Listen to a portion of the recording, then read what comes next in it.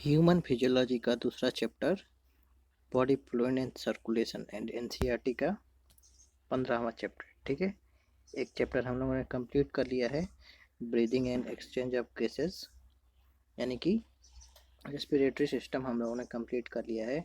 अब अब देखते हैं body fluid and circulation, human physiology का ये दूसरा चैप्टर है।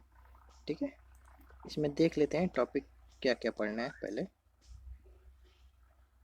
पहला है ब्लड। ठीक, ब्लड, ब्लड के बाद लिम्फ, लिम्फ के बाद सर्कुलेटरी पाथवे, फिर डबल सर्कुलेशन, फिर रेगुलेशन ऑफ कार्डियक एक्टिविटी,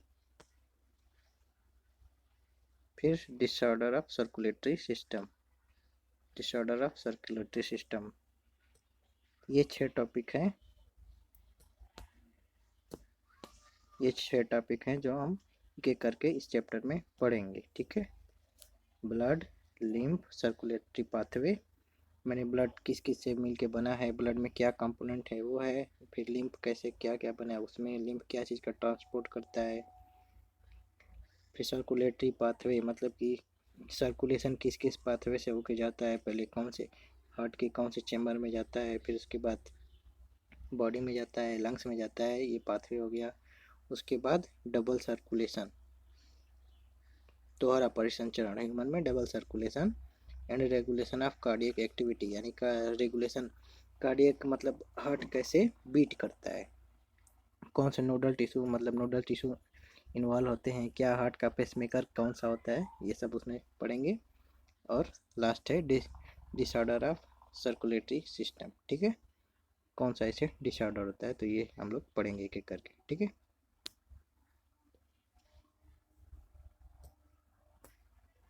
तो ये इंट्रोडक्शन वाला पार्ट है, इंट्रोडक्शन वाला पार्ट हम लोग देख लेते हैं पहले।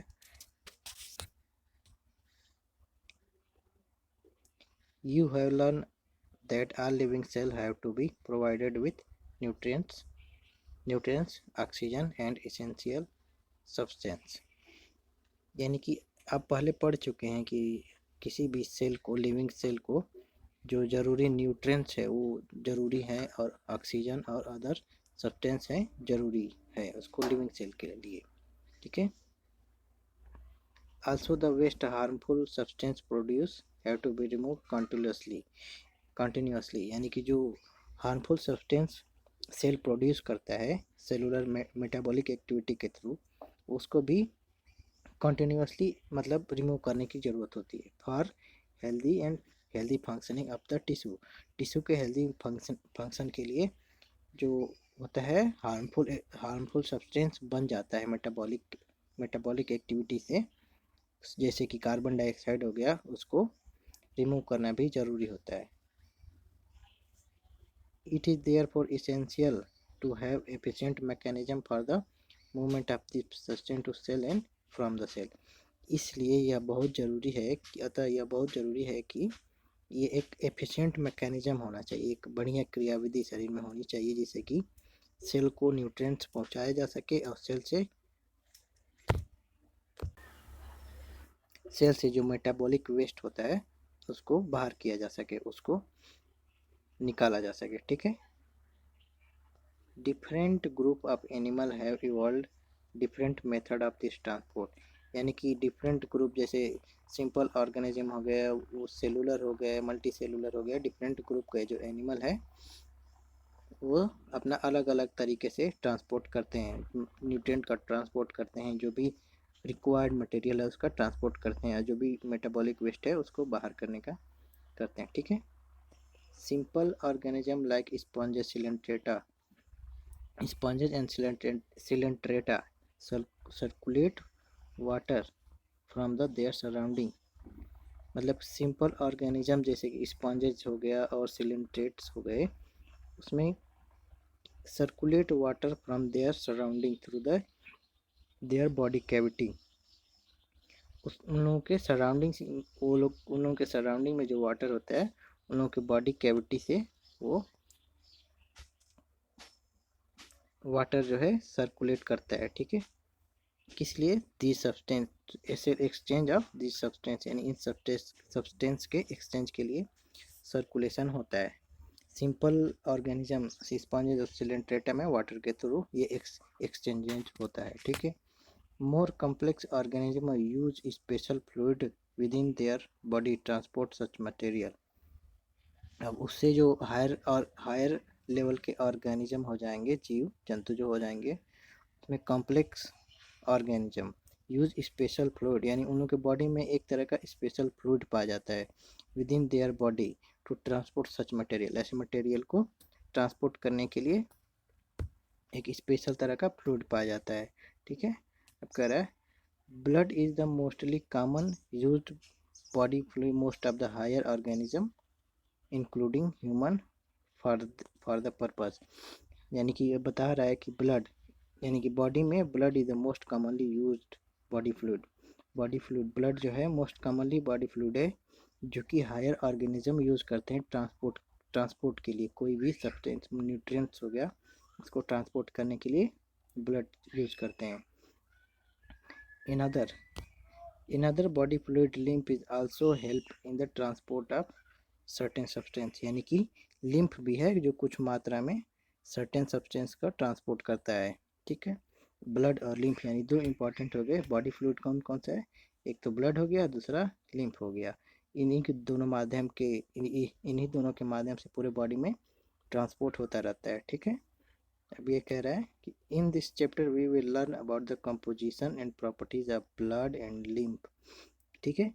यानी कि हम इस चैप्टर में कंपोजिशन यानी कि कैसे बना हुआ है, क्या क्या मिल के ब्लड बना हुआ है, क्या क्या मिल के लिम्फ बना हुआ है, and properties of blood, and और क्या क्या उसके ब्लड के गुण क्या क्या है, कैरेक्टर क्या क्या है, और लिम्फ के कैरेक्टर क्या क्या हैं, and mechanism of circulation of blood is also explain here in, यानी कि ब्लड का सर्कुलेशन का मैकेनिज्म और जो क्रियाविधि है उसको भी यहाँ पे एक्सप्लेन किया गया है, ठीक है। ये तो इंट्रोडक्टिव पार्ट है हो गया। जैसे कि मान लीजिए कि बॉडी में कोई भी सब्सटेंस हम लोग खाना खाते हैं, खाना खा के वो डाइजेस्ट हो गया, डाइजेस्ट होकर जब उसको कैसे सेल तक पहुंचाया जाएगा, तो ब्लड ही वो मीडियम है जिसके जरिए जो जरूरी न्यूट्रिएंट्स है वो सेल तक पहुंचाया, सेल या टिश्यू तक पहुंचाया जाता है, और हार्मोन वगैरह जो भी है वो अदर ऑर्गन तक पहुंचाया जाता है, ठीक है। और लिम्फ भी एक फ्लूइड है जो सर्टेन अमाउंट में थोड़ा बहुत सब्सटेंस का ट्रांसपोर्टेशन करता है, ठीक है। आगे बढ़ते हैं। अब आगे बात आती है ब्लड के बारे में, ये हम लोग का पहला टॉपिक स्टार्ट होता है ब्लड, ठीक है। ब्लड ब्लड होता क्या है, ठीक है। कह रहा है कि blood is a special connective tissue consisting of fluid matrix plasma and form element, यानी कि ब्लड एक कनेक्टिव टिश्यू है, स्पेशल कनेक्टिव टिश्यू, ठीक है। समझ रहे हैं आप लोग? ब्लड क्या है? अगर आपसे पूछ दिया कि व्हाट इज ब्लड, तो ब्लड एक स्पेशल कनेक्टिव टिश्यू है जो कि फ्लूइड मैट्रिक्स प्लाज्मा और फॉर्म एलिमेंट से मिलके बना हुआ होता है, ठीक है। फ्लूइड मैट्रिक्स तो मतलब समझ लीजिए कि जो भी ब्लड का मतलब वाटर वाला पार्ट है वो फ्लूइड में, और उसके साथ जो भी एलिमेंट है हो गया, और प्लाज्मा और फॉर्म एलिमेंट, आगे सबके बारे में बताया जाएगा, सबके बारे में दिया डिटेल में, ठीक है।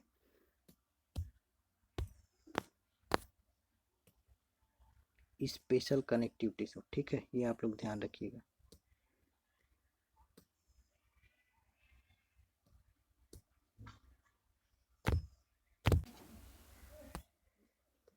अब पढ़ते हैं प्लाज्मा। प्लाज्मा क्या होता है, ठीक है। What is plasma? प्लाज्मा के बारे में पढ़ेंगे।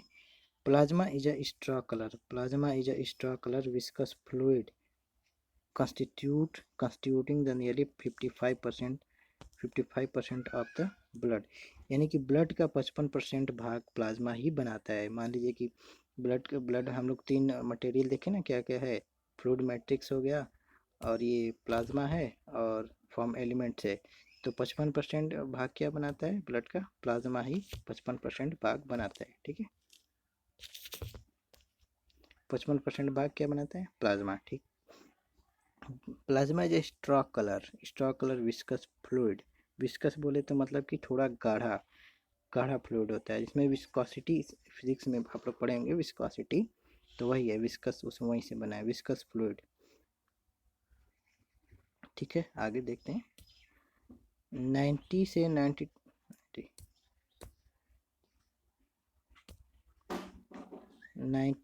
to 92% of plasma is water and protein contribute 6 to 8% of it।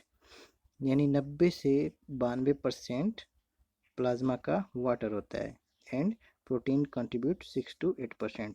यानी कि प्लाज्मा भी दो दो चीज़ों से मिलके बना है, वाटर और प्रोटीन से। ठीक है, प्लाज्मा में वाटर और प्रोटीन होता है, जो कि 90% ये हो गया, 90 से मान लीजिए 90 से 92% वाटर हो गया और 6 से 8% प्रोटीन हो गया। ठीक है, प्लाज्मा का दो तरीके से डिवीज़न कर दिया। ठीक है, अब प्रोटीन में क्या क्या होता है ये देख लेते हैं।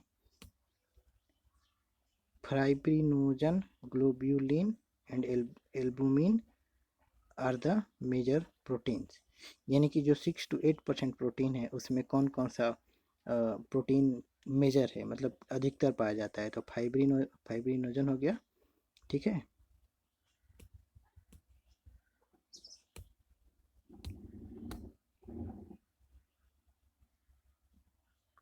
यानी प्लाज्मा का प्रोटीन कौन कौन सा है, fibrinogen, globulin, albumin are the major protein. इस लाइन से बहुत बार क्वेश्चन बना है नीट में, और आगे भी बन सकता है कि मतलब और से और भी प्रोटीन दे देगा, लेकिन और भी प्रोटीन होते हैं, लेकिन मेजर प्रोटीन कौन कौन सा है, तो ये सीधी लाइन आपको याद रखनी होगी। ठीक है, आपको सीधा ये लाइन याद रखना होगा कि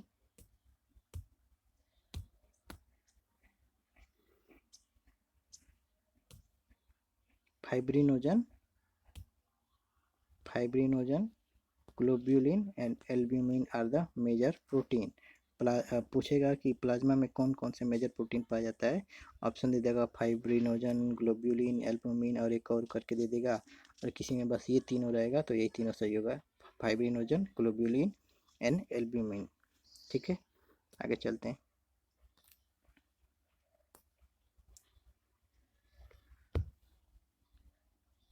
अब कह रहा है fibrinogen are the needed for the clotting. Fibrinogen का क्या होगा, मतलब फाइब्रिनोजन किस काम के में आता है। Fibrinogen are needed for the clotting. Fibrinogen जो है क्लॉटिंग में हेल्प करता है, और कोआगुलेशन ऑफ ब्लड के थक्का जमने में और ब्लड का क्लॉटिंग करने में फाइब्रिनोजन की बहुत ज़्यादा ज़रूरत होती है। ठीक है, और कह रहा है globulin primarily are involved in defense mechanism of the body and हाँ, ग्लोब्यूलिन जो है हम लोगों के डिफेंस मैकेनिज्म ऑफ बॉडी में काम करता है। मतलब फाइब्रिनोजन जो हो गया ब्लड के क्लॉटिंग में हो गया, ग्लोब्यूलिन हो गया defence mechanism of the body हो गया। ये आपका मतलब ये एनसीईआरटी का लैंग्वेज है। ठीक है, आप लोगों को ये लैंग्वेज ध्यान में रखना है। आप कोई अदर बुक पढ़ रहे हैं, कोई भी बुक पढ़ रहे हैं, तो ये एनसीईआरटी की लैंग्वेज और उसकी लैंग्वेज में डिफरेंस आ जाता है, और क्वेश्चन जो है एनसीईआरटी की लैंग्वेज से ही बनता है। अब पूछ यहाँ बोल देगा कि globin what is the function of globulin, तो उसमें दिया रहेगा defence mechanism of the body दे देगा, फिर और भी कुछ कर देगा, तो मतलब यही सही होगा, defence mechanism of the body. ठीक है, एनसीईआरटी की लैंग्वेज आपको आनी चाहिए।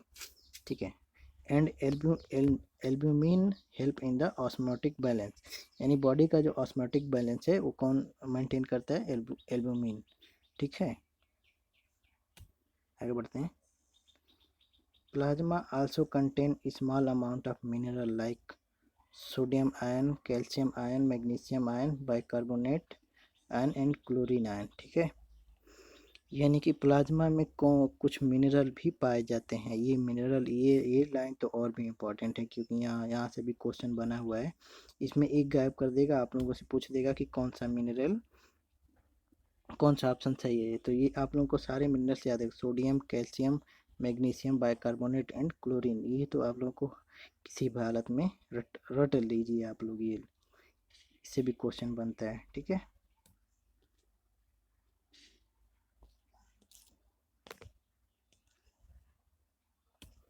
ठीक है, हाईलाइट कर लेते हैं।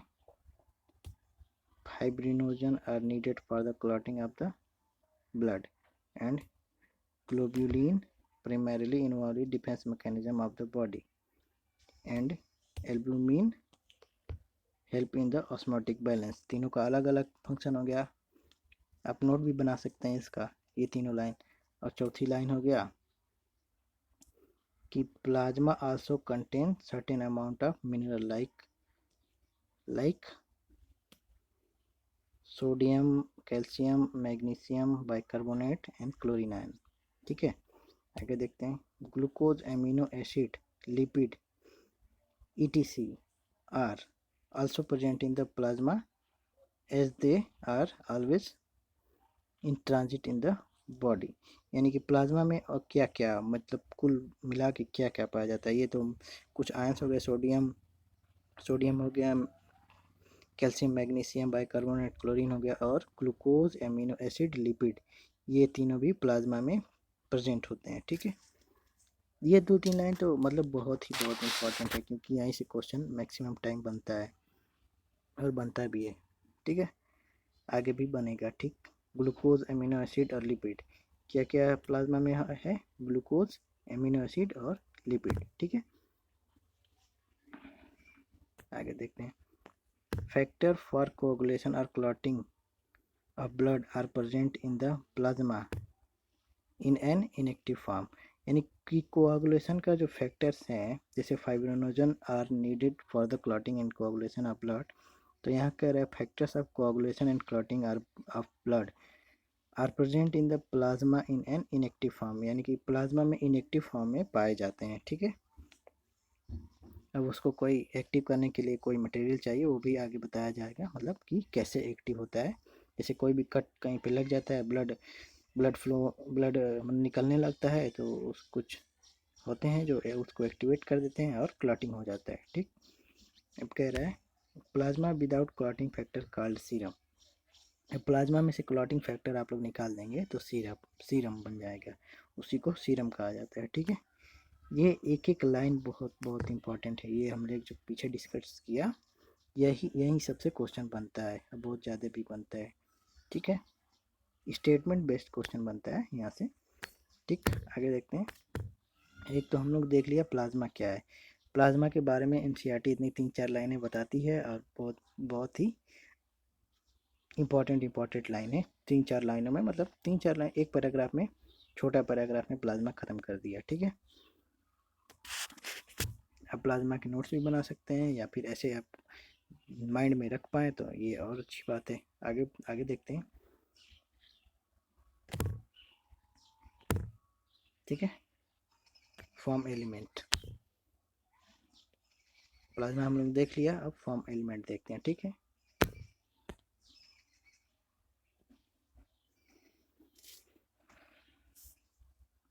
Form element, erythrocyte, leukocyte and platelet collectively called form element। ठीक है, फिगर 15.1 फिगर देख लेते हैं। इरिथ्रोसाइट समझ रहे हैं आप लोग क्या होता है? इरिथ्रोसाइट, आरबीसी को इरिथ्रोसाइट ही कहा जाता है। ठीक है, आरबीसी का नाम है इरिथ्रोसाइट।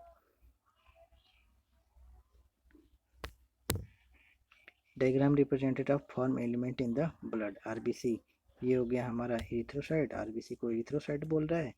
और प्लेटलेट्स, ये हो गया हमारा प्लेटलेट्स, और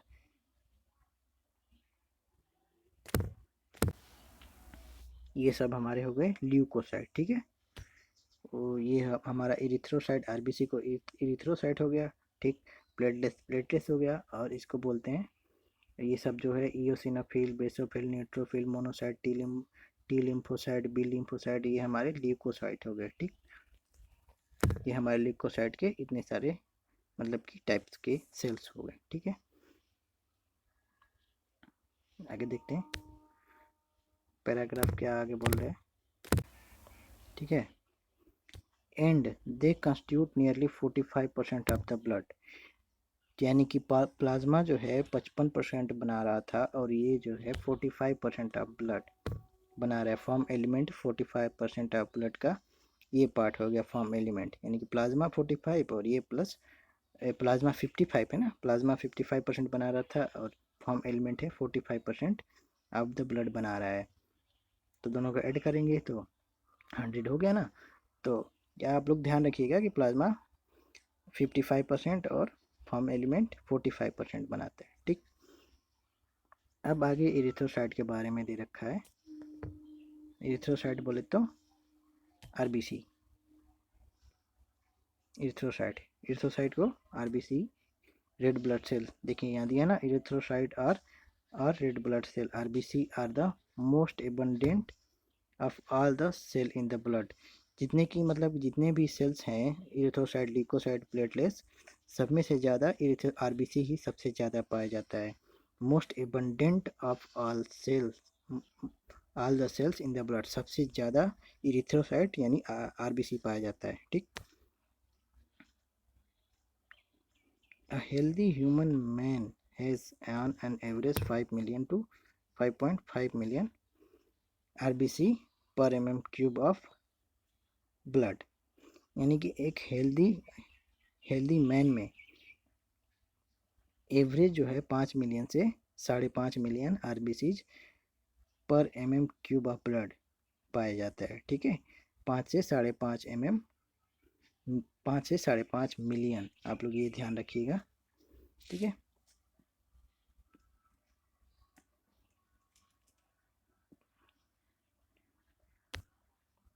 RBCs are formed in red bone marrow in adults.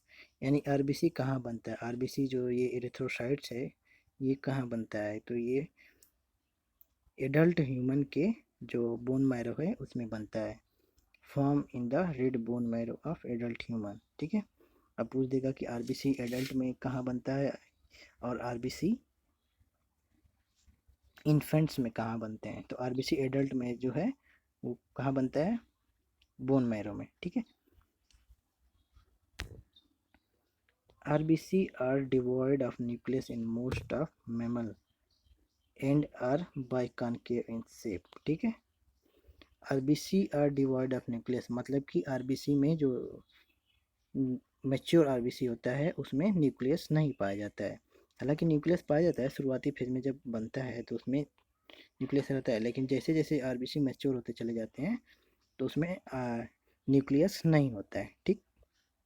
और ये इसका शेप बता रहा है biconcave side, biconcave in shape, यानी कि दोनों साइड दोनों साइड से मतलब बीच से पचका हुआ, किनारे किनारे से थोड़ा भरा हुआ। वो टॉफ़ी खाते हैं ना आप लोग, जो बचपन में एल्पेनलीबे टॉफ़ी आती थी, बीच में से थोड़ा गड्ढा रहता था, किनारे किनारे भरा हुआ, उसी साइज का ये भी होता है, ठीक है। आगे बढ़ते हैं। They have a red color iron containing complex protein called hemoglobin। हम लोग पिछले चैप्टर में पढ़ा था कि हीमोग्लोबिन जो है आरबीसी का पार्ट है, ठीक है।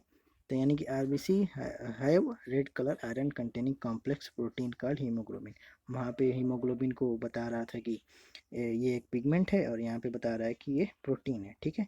तो हीमोग्लोबिन दो वर्ड से मिलकर बना है, हीम प्लस ग्लोबिन। पिछले भी लेक्चर में मैंने बताया था, पिछले चैप्टर में, हीम प्लस ग्लोबिन। ग्लोबिन जो है इसका प्रोटीन पार्ट है, हीम रेफर करता है आयरन को, ठीक है।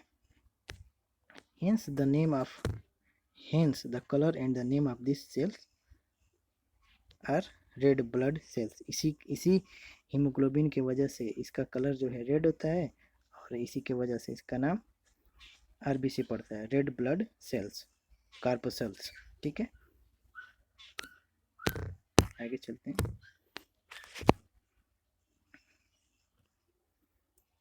A healthy individual has 12 से 16 gram of haemoglobin in every 100 ml of blood, ठीक है। यानी कि एक हेल्दी ह्यूमन जो होता है उसमें 12 से 16 ग्राम हीमोग्लोबिन 100 ml ब्लड में होता है। अब आप मतलब कि कोई भी आप रिपोर्ट देखिएगा, आप लोग किसी का भी ब्लड सैंपल जो आता है ना, रिपोर्ट मतलब पैथोलॉजी में जो बन के आता है, तो उसमें से जो हीमोग्लोबिन का होता है वो लिखा रहता है। नॉर्मल हीमोग्लोबिन जो रहेगा 12 से 16 के बीच में रहेगा, 12 से कम रहेगा तो कम हो गया, और 16 से ज़्यादा रहेगा तो ज़्यादा हो गया। यह वहाँ पे रेंज लिखा रहता है। तो ये रेंज आप लोग ध्यान रखिएगा कि 12 से 16 ग्राम ऑफ हीमोग्लोबिन होता है 100 ml ऑफ ब्लड में। These molecule play significant role in transport of respiratory gases। अब यहाँ भी रेस्पिरेशन में पढ़े थे कि ऑक्सीजन का ट्रांसपोर्ट और कार्बन डाइऑक्साइड का ट्रांसपोर्ट कैसे होता है। तो ऑक्सीजन का ट्रांसपोर्ट 90% की कितना परसेंट ऑक्सीजन का ट्रांसपोर्ट करता है, तो लगभग 90% यही करता है ऑक्सीजन का ट्रांसपोर्ट, ठीक है। और कार्बन डाइऑक्साइड का कुछ मात्रा में ये आरबीसी ट्रांसपोर्ट करता है, जिसको रेस्पिरेटरी गैसेस बोला जाता है। O2 ऑक्सीजन और कार्बन डाइऑक्साइड, ठीक है। O2 जो जाएगा सेलुलर मेटाबॉलिक एक्टिविटी होगी, सेलुलर रेस्पिरेशन होगा, उसके बाद कार्बन डाइऑक्साइड प्रोड्यूस हो जाएगा, उसको बाहर कर दिया जाएगा। अब बता रहा है RBC have an average life span of 120 120 day after which they destroyed in the spleen graveyard of RBC. यानी कि आरबीसी मैक्सिमम मतलब 120 दिनों तक जिंदा रहता है। उसके बाद वो एक सेल है ना, तो उसकी लाइफ स्पेन होती है 120 दिन। उसके बाद ये स्प्लीन में जाके इसको डिस्ट्रॉय कर दिया जाता है, ठीक है। ग्रेवयार्ड, यहाँ से भी क्वेश्चन बना है ग्रेवयार्ड ऑफ आरबीसी क्या होता है, तो आप लोगों को ध्यान में रखना है कि ग्रेवयार्ड ऑफ आरबीसी होता है स्प्लीन, ठीक। Destroyed in the spleen graveyard of RBC, ये भी इम्पोर्टेंट है। और 120 दिन तो इम्पोर्टेंट है ही है ये। मतलब वनडे एग्जाम जैसे एसएससी वगैरह हो गया, तो उसमें ये पूछता है कि 100 मतलब आरबीसी का लाइफ स्पैन कितना होता है। कोई भी मतलब छोटे छोटे एग्जाम्स जो होते हैं वनडे एग्ज़ाम, उसमें पूछता है कि। और यहाँ तो मतलब रेयर ही है कि पूछेगा कि 120 दिन आरबीसी का लाइफ स्पैन होता है, क्योंकि ये तो सबको पता ही रहता है, ठीक है। आगे देखते हैं।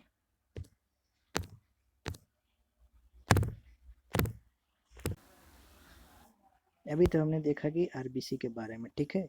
आरबीसी बोले तो इरिथ्रोसाइट। अब देखते हैं ल्यूकोसाइट। ल्यूकोसाइट देखते हैं क्या होता है leukocyte. Leukocytes are also known as white blood cells। Leukocyte को WBC यानी वाइट ब्लड सेल्स कहा जाता है। As they are colourless due to lack of haemoglobin. Leukocyte में हीमोग्लोबिन नहीं पाया जाता है। पूछ देगा कि कौन सा सेल है जिसमें हीमोग्लोबिन नहीं पाया जाता है। आरबीसी दे देगा, ल्यूकोसाइट दे देगा, और भी कुछ दे देगा। तो आपको बताना होगा कि कौन सा लैक ऑफ हीमोग्लोबिन है। तो ल्यूकोसाइट में हीमोग्लोबिन नहीं पाया जाता है। They are nucleated and they relatively lesser number in which average 6000 से 8000 mm³ ऑफ ब्लड, ठीक है। ये जो है मतलब कि ये बता रहा है कि दे आर न्यूक्लिएटेड, इसमें न्यूक्लियस होता है। आरबीसी में तो न्यूक्लियस नहीं होता है। आरबीसी में न्यूक्लियस मतलब क्या रीजन है कि आरबीसी में न्यूक्लियस नहीं होता है, तो हीमोग्लोबिन मतलब ज़्यादा पार्ट मतलब उसका ऑक्यूपाई कर सके और ज़्यादा मात्रा में ऑक्सीजन कैरी कर सके, इसलिए उसमें न्यूक्लियस को हटा दिया जाता है, ठीक है। इसमें न्यूक्लियस मतलब हीमोग्लोबिन तो है नहीं, तो इसका कोई ट्रांसपोर्टेशन करना नहीं है ऑक्सीजन का, तो इसमें न्यूक्लियस रहता है, इसलिए कह रहे हैं they are nucleated and are relatively lesser in number. मतलब ये कम नंबर में होता है, आरबीसी के कंपेयर में कम नंबर में होता है, 6000 से 8000 mm³ ऑफ ब्लड, ठीक है। Leukocyte are generally short life, मतलब कि ये और भी मतलब वो तो आरबीसी 120 दिन तक जिंदा रहता था। ल्यूकोसाइट जनरली शॉर्ट लाइफ, ये और छोटे दिन तक मतलब लाइफ स्पेन इसका होता है, उससे 120 से कम होता है। We have two main category of WBC, granulocyte and agranulocyte, ठीक है। Granulocyte and agranulocyte. We have two main मतलब WBC को दो कैटेगरी में डिवाइड किया गया है, एक ग्रेनुलोसाइट है और एक ग्रेनुलोसाइट है। ग्रेनुलोसाइट वो हो गया जिसमें देखिए आगे देखते हैं क्या बोल रहा है। ग्रेनुलोसाइट, ठीक है। Neutrophil, eosinophil and basophils are the different type of granulocyte, ठीक है। यानी कि न्यूट्रोफिल्स eosinophils और बेसोफिल्स हो गया वो डिफरेंट टाइप ऑफ ग्रेनुलोसाइट हो गए, ठीक।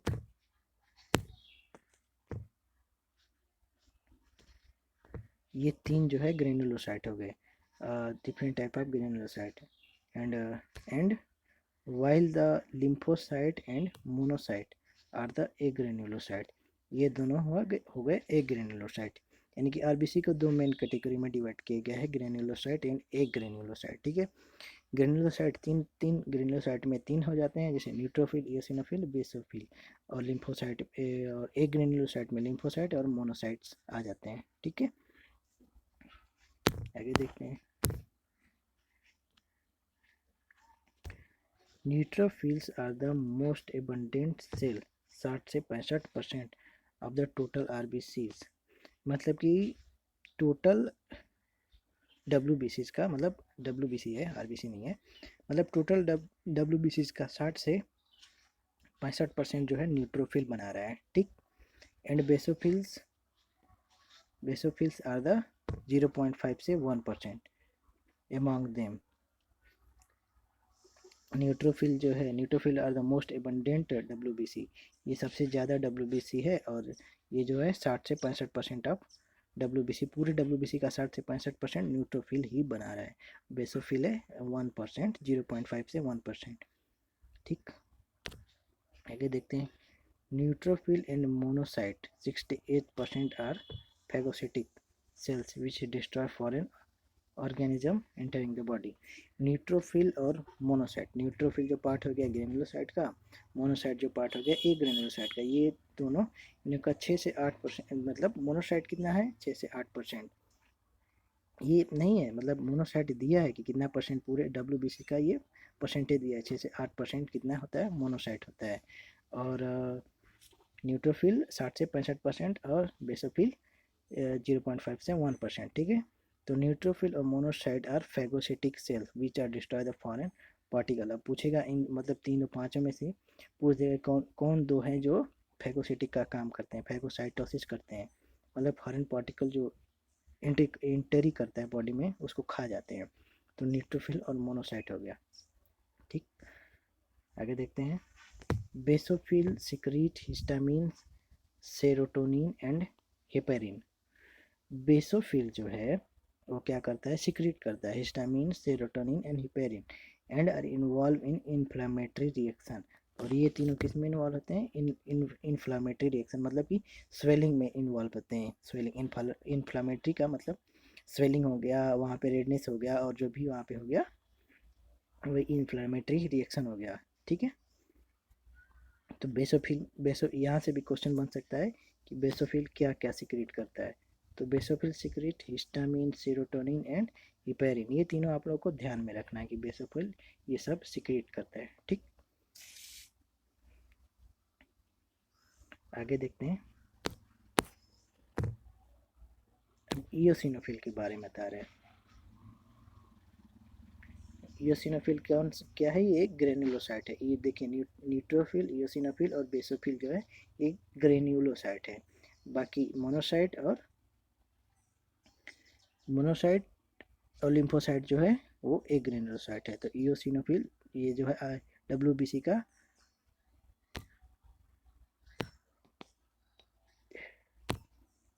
WBC का 2 से 3% बनाता है। Resistance infection and are also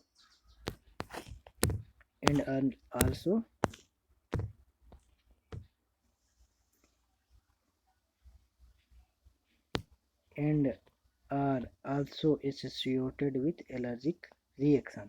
यानी कि जो इयोसिनोफिल था ना, जो इयोसिनोफिल है वो हम लोग को बचाता है, किससे, इन्फेक्शन से बचाता है। और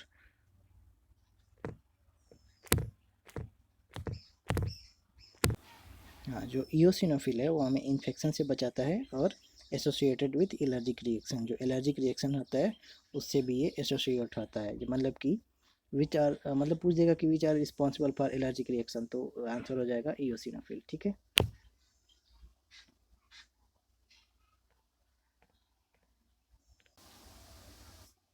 जो लिम्फोसाइट है अब बता रहा है कि लिम्फोसाइट 20 से 25%। ठीक है, यानी कि सबसे ज़्यादा क्या था, न्यूट्रोफिल था, उसके बाद मतलब दूसरे नंबर पर सबसे ज़्यादा है lymphocyte. Lymphocyte are of the two major type of B lymphocyte and T form, मतलब ये दो फॉर्म लिम्फोसाइट को दो भाग में डिवाइड करती है, बी ए टी।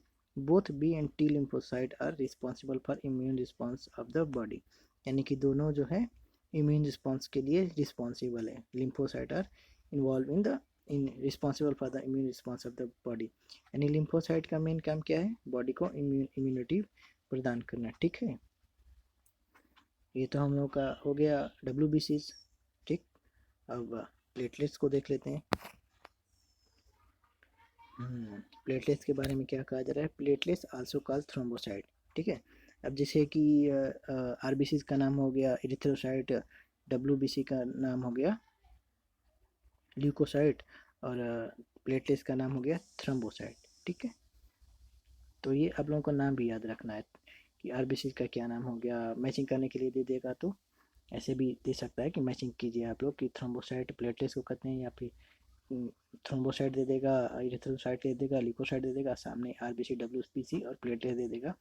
आप लोग को मैच कराते आना चाहिए। ठीक है, तो कह रहे हैं platelets also called thrombocyte are fall are cell fragment produce from megakaryocyte special in the bone marrow, यानी बोन मैरो में एक स्पेशल सेल होता है जिसे मेगाकैरियोसाइट बोला जाता है, जो कि प्लेटलेट्स बनाता है। ठीक है,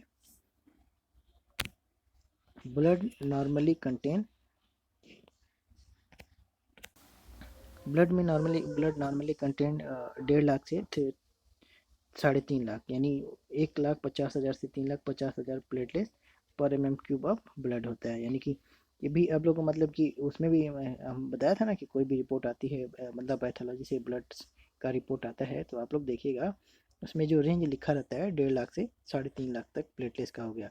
अब इसे कम हो जाता है तो कहा जाता है प्लेटलेट्स कम है, प्लेटलेट्स कम है तो डेंगू हो गया है, तो पता नहीं, उसी से मतलब बीमारी का पता लगाया जाता है। ठीक है, platelet can release a variety of substance, most of which are involving coagulation of or clotting of the blood. Platelets का मोस्टली काम होता है ब्लड का क्लॉटिंग कराना। A reduction in their number can lead to clotting disorder which will excessive loss of blood from the body। अब platelets कम हो गया तो इसका मतलब ये नहीं है कि आपको मतलब कि कोई इम्यूनिटी से कोई असर पड़ेगा आपके प्लेटलेट से। प्लेटलेट्स अगर कम हो रहा है तो आपके बॉडी में अगर कट पिट रहा है तो आपका ब्लड लॉस होगा, और ब्लड लॉस होगा तो पता ही है ब्लड कम होगा तो सीवियर हो जाता है। ठीक है, तो प्लेटलेट्स कम होगा तो कौन सी बीमारी होगी, है excessive loss of blood from the body. ठीक है, ये तो हम लोगों का हो गया मतलब कि ब्लड के कंपोनेंट क्या क्या था। ठीक है, तो हम लोगों ने पढ़ा कि मेनली के मतलब कि बॉडी का ट्रांसपोर्ट मीडियम क्या है, एक तो था ब्लड और दूसरा था लिम्फ। तो लिम्फ के बारे में भी आगे पढ़ा जाएगा। आज तो हम लोगों ने ब्लड का मतलब कैसे कैसे क्या क्या बना है, ब्लड में क्या क्या कंपोनेंट पाया जाता है, वो हम लोगों ने पढ़ा। ठीक है, तो आज के लिए इतना रखते हैं, आगे फिर डिस्कस करेंगे दूसरे वीडियो में। ठीक है, thank you so much, bye bye, take care.